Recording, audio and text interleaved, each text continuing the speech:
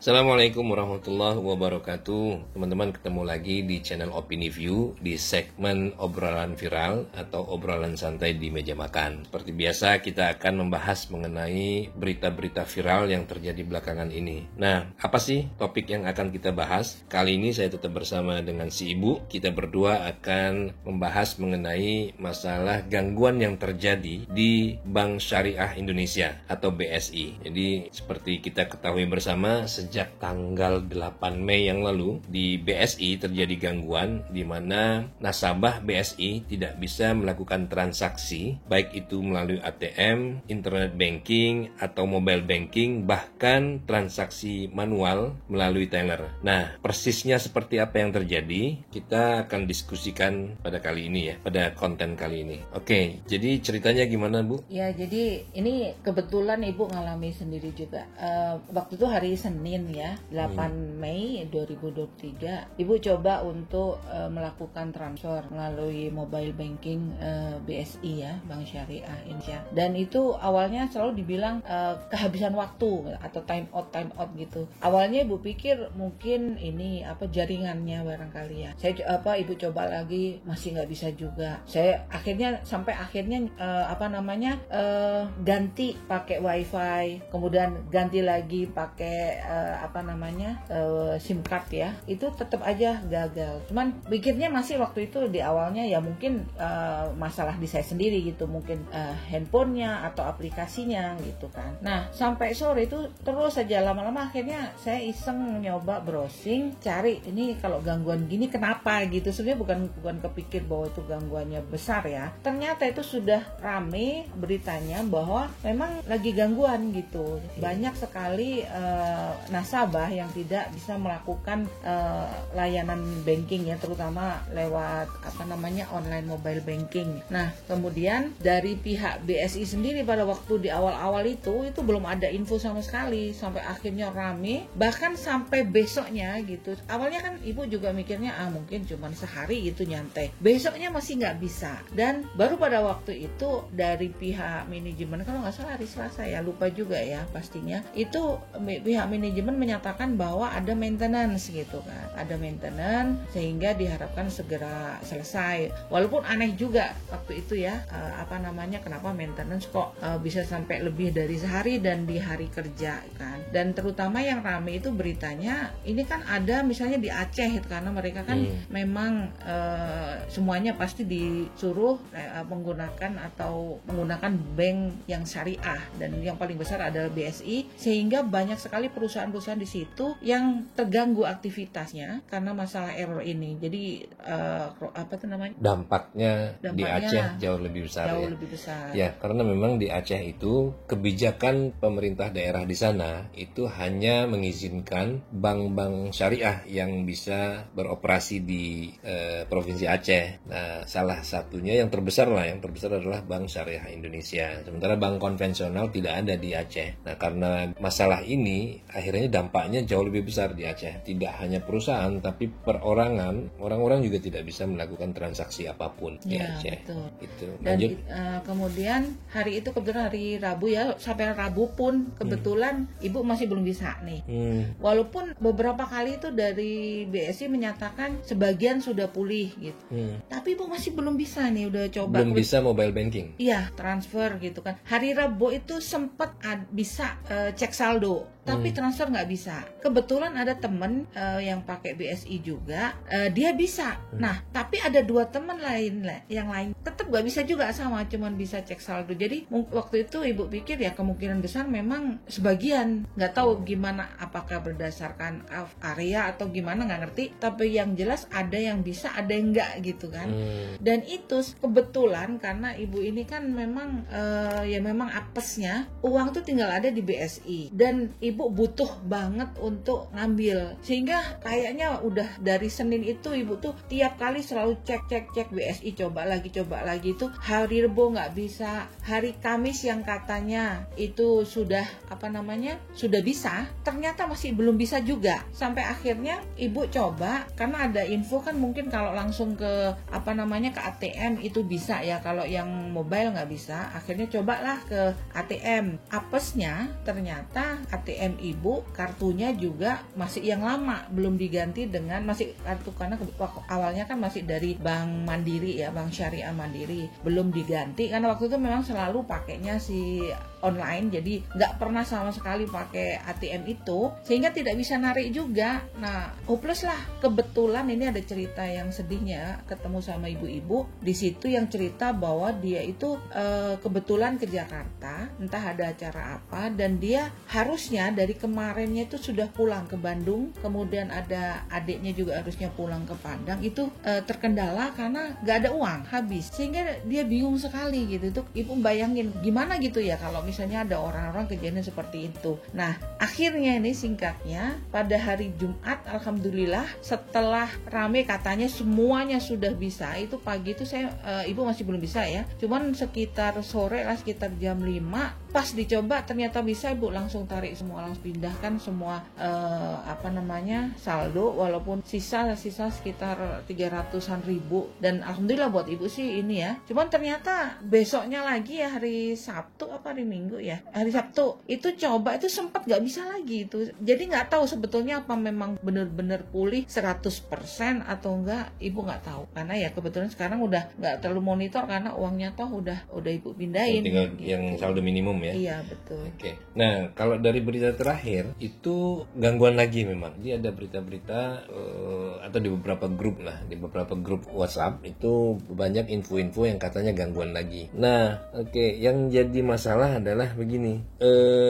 Penyebab dari gangguan itu kan awalnya tidak ada sama sekali informasi yang jelas dari BSI, dari pihak BSI. Nah, apakah itu gangguan total, gangguan sebagian? Jadi tidak ada informasi yang jelas. Kemudian beberapa hari setelahnya itu ada info berita bahwa sistem BSI itu terkena serangan hacker. Itu pun sebetulnya tidak ada statement atau surat pernyataan pemberitahuan dari pihak BSI. Bahkan di pemberitaan yang menyatakan pertama kali secara resmi itu adalah Menteri BUMN Erick Thohir. Dan di salah satu pemberitaan juga di RUT BSI sendiri tidak secara eksplisit menyatakan bahwa gangguan disebabkan oleh serangan hacker gitu ya. Nah, masalahnya adalah ada pemberitaan terakhir, ternyata ada di web yang mengaku sebagai pihak hacker yang menyatakan bahwa mereka memang sedang menyerang atau sudah menyerang sistem perbankan BSI, dan mereka menyebutnya sebagai Lockbit 3.0 ya. Apa itu? Nah, itu adalah jadi jenis serangan hacker itu banyak ya jenisnya. Ada yang menyerang satu sistem IT di satu perusahaan misalnya, mereka masuk atau menyusup kemudian mengambil alih kendali, atau kemudian mereka masuk menyusup ke dalam satu sistem kemudian mengacaukan atau merusak, atau yang berikutnya mereka merubah-rubah data, yang kemudian ada juga mereka masuk untuk mencuri data dengan tujuan data itu akan diperjualbelikan, contohnya data nasabah kalau dalam hal ini BSI. Nah, ada yang satu lagi adalah yang namanya ransomware atau dikenal dengan istilah ransomware. Intinya adalah hacker mengunci data-data yang ada di satu sistem IT. Misalnya di BSI, hacker itu mengenkrip, istilahnya adalah melakukan enkripsi, mengunci data-data yang ada di BSI, semua data, sehingga pihak BSI atau pemilik data itu sendiri tidak bisa membuka atau mengaksesnya, kecuali ada kunci pembukanya atau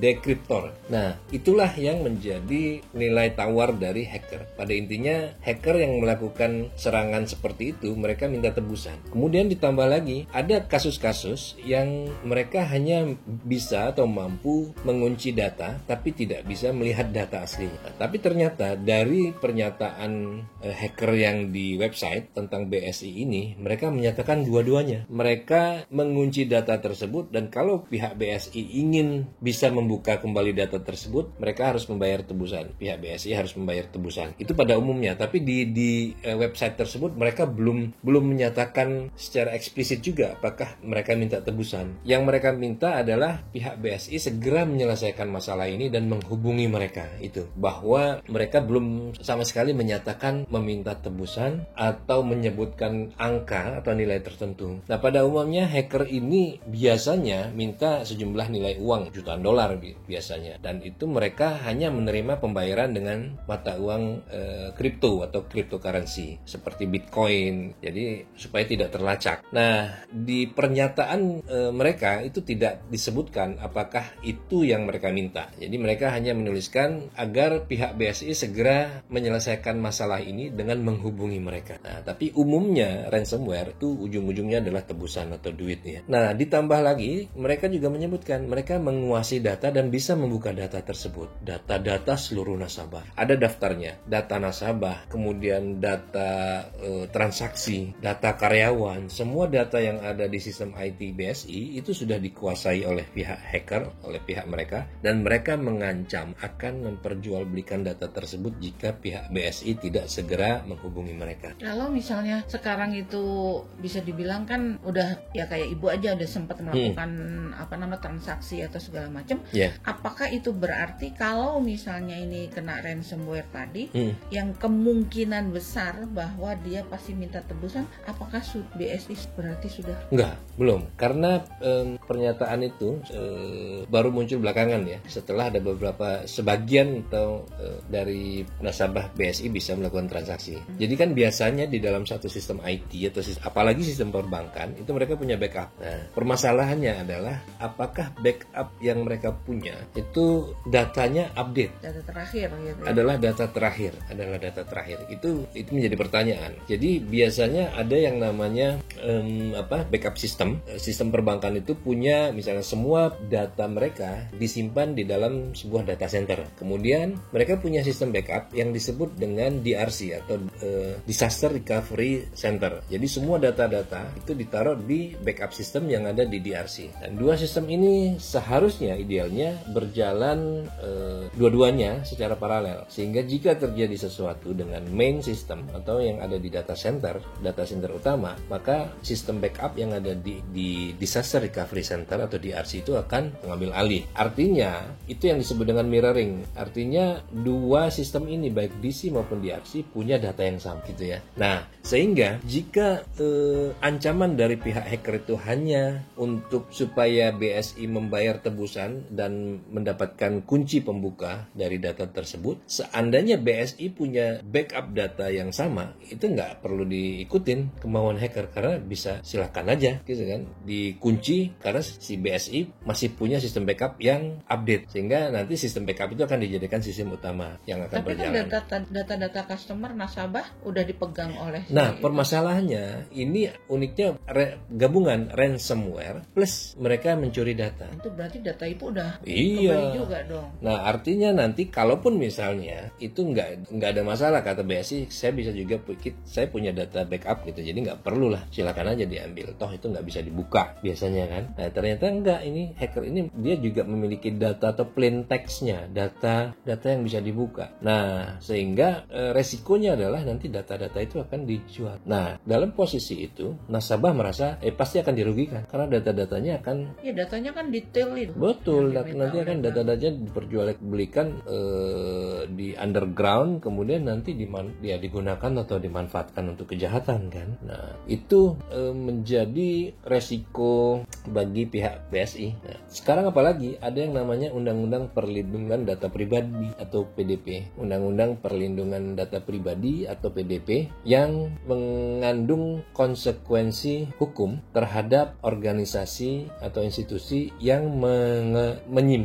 mengumpulkan, menyimpan dan mengelola data pribadi, baik itu data pelanggan maupun data karyawan. Nah, jika data tersebut jatuh ke tangan pihak lain atau terjadi kebocoran karena kelalaian dari satu organisasi tersebut, mereka akan terkena sanksi. Ya berarti itu mungkin salah satu alasan BSI dia tidak terbuka menyatakan bahwa dia udah kena ransomware itu. Bisa jadi. Makanya setelah ada pernyataan dari hacker itu jadi terbuka. Walaupun si BSI juga belum ada pernyataan apapun dari BSI yang mengcounter atau membantah pernyataan dari hacker itu. Nah, ini yang menjadi pertanyaan. Apakah memang begitu. Karena ya dia harus gimana pun harus tanggung jawab gitu loh. Dia yang Betul. pegang datanya. Dan sebetulnya Ibu masih heran ya, karena perusahaan sebesar BSI apakah tidak mempersiapkan semacam pencegahan supaya serangan cyber itu tidak bisa kena. Maksudnya ya orang IT Indonesia itu kan hebat-hebat kalau yang ngehack ya. Artinya kan harus dari sisi lain pasti ada juga orang yang jago untuk bisa menangkal itu. Jadi sehebat-hebatnya sistem IT itu tidak bisa mengamankan 100%. Jadi masalah yang seperti ini masuknya dari mana? Itu banyak faktor. Kalau misal diamankan seolah-olah dalam satu rumah ya, misal pintu depan sudah diamankan semua, pagar besar, pagar dikunci, digembok berlapis-lapis. Tapi ternyata ada orang dalam, entah dia lalai membawa sesuatu ke dalam atau dia memang bekerja sama dengan pihak luar. Nah, itu yang tidak bisa deteksi oleh sistem IT. Nah, terus jadi apa dong yang harus kita lakukan? Ya, makanya ini menjadi menjadi hal yang kontraproduktif buat penerapan teknologi atau digitalisasi, terutama digitalisasi perbankan. Karena apa? Karena orang sudah mulai khawatir, menurun kepercayaannya dengan yang namanya online system. Iya, kalau udah sekali kena habis. Betul. Orang nggak bisa ngapa-ngapain. Nah, gitu. pertanyaannya misalnya, apakah aman kalau kita pindahkan ke bank lain kan? Belum tentu juga, karena semua pada dasarnya mau bank BSI, mau bank apapun, itu mereka menggunakan sistem IT yang punya potensi untuk bisa kena serangan hacker juga. Jadi maksudnya apakah kita harus kembali ke zaman Purba? Kita simpan uang di bawah kasur? Enggak, jadi Atau di celengan? artinya sudah saatnya tidak bisa punya satu rekening. Ya, tapi semuanya potensi untuk kena. Iya, tapi paling tidak kan tidak dalam waktu yang bersamaan. Jadi Jadi kalau duit kita banyak dibagi-bagi di bisa jadi. Iya, uang 1 juta pun kalau misalnya itu besar buat seseorang kan, dibagi 200.000 di bank A, 200.000 di bank B. Ya artinya harus ada langkah-langkah protektif juga dari nasabah. Jadi sudah tidak bisa lagi rely on ya, bergantung kepada sistem yang ada di satu bank. Ya seperti ini ya. Terlepas dari ternyata misalnya BSI ini memang lemah cara sistem. Artinya contoh gini, tiba-tiba ada bank lain lah, mungkin atas nama marketing, atas nama apa, mereka membuat pernyataan, atau ada seorang ahli IT yang bilang bahwa wah itu wajar BSI terkena serangan karena sistem IT-nya memang lemah. Tapi bank A, bank B, bank C itu enggak, karena mereka udah canggih. Nah itu kan, jadi itu yang menjadi permasalahan. Nah tapi sebagai kesimpulan, masyarakat sebagai nasabah itu perlu yang namanya panduan ya, guidance, panduan bagi mereka untuk bisa mengetahui apakah bank tempat dia menyimpan uangnya itu sistem IT-nya aman, atau paling tidak mereka menerapkan itu. Nah itulah yang mungkin disebut, menurut saya sih perlu ada baik dari pihak regulatornya, OJK, Bank Indonesia atau Kominfo, atau dari Badan Siber dan Sandi Negara BSSN yang mengeluarkan sertifikat bersama atau sertifikat yang ya sama seperti inilah analoginya. Makanan halal ada label syariah dikeluarkan oleh lembaga tertentu, baik MUI maupun Departemen Agama atau Kementerian Agama, sehingga orang tidak ragu makan di satu tempat atau restoran karena sudah ada label syariah. Nah begitu juga harusnya perbankan. Jadi harusnya bank A misalnya, atau BSI atau Bank Mandiri atau bank apapun itu ada sertifikasi amannya. Paling tidak mereka sudah comply atau sudah memenuhi semua persyaratan aspek-aspek keamanan IT. Kalau sekarang kita nggak tahu, kita cuma bisa menebak-nebak karena BSI bank besar, mereka sistem IT-nya canggih kan. Nah, dan itu harus terbuka ke masyarakat. Kalau selama ini hanya memenuhi kewajiban dari regulator OJK, BI atau misalnya lembaga yang lain, tapi itu tidak disampaikan ke umum publik, ya sama aja. Jadi itu panduan, dan itu juga bisa menjadi cambuk buat bank untuk memang secara serius menangani masalah keamanan data ini, keamanan data dan sistem informasi. Jadi bukan cuma sekedar comply, memenuhi persyaratan dari regulator untuk membuat laporan-laporan, tapi juga memang ada diuji. Itu sih. Nah, kesimpulannya dari kejadian ini memang seperti tadi, mau tidak mau masyarakat sebagai nasabah juga sudah harus mulai hati-hati untuk bisa mempercayai satu institusi perbankan ya. Jadi selama belum ada label itu, ya akhirnya inisiatifnya harus datang dari masing-masing. Paling enggak kasak kusuk tuh melihat. Itu Itu ya. mudah-mudahan kedepannya ya harus sih orang-orang IT kita makin canggih sehingga bisa bikin aplikasi yang mencegah si virus apapun itulah supaya nggak kena, terutama untuk hal-hal aplikasi yang berkaitan dengan klik seperti ini. Ya, mudah-mudahan ada perbaikan. Oke, terima kasih teman-teman sudah mendengarkan, menyaksikan. Jangan lupa klik tombol subscribe, share, like, dan komen. Assalamualaikum warahmatullahi wabarakatuh.